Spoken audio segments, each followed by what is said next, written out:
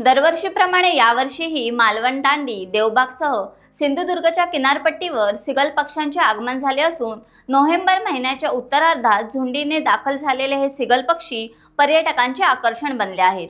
देवबाग, मालवण, भोगवे, दांडी मालवण समुद्रकिनारे हे सिगल पक्ष्यांनी गजबजून गेले असून या सिगल पक्ष्यांचा मुक्काम हा 2 ते 3 महिने राहणार आहे। नोव्हेंबरच्या शेवटच्या आठवड्यात सिंधुदुर्गात पर्यटकांची रेलचेल वाढली असताना सिंधुदुर्गाच्या किनारपट्टीवर हे सिगल पक्षी रपेट मारताना दिसू लागल्याने पर्यटकांची ती एक पर्वणी ठरली आहे।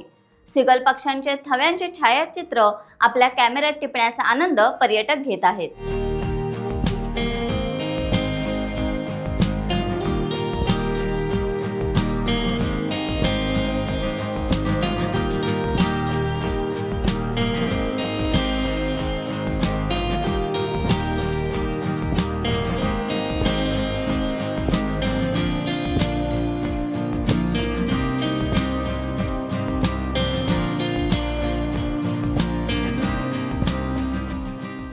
टाइम्स डिजिटलला लाईक करा, शेअर करा, सबस्क्राईब करा आणि बेल आयकॉन दाबायला विसरू नका।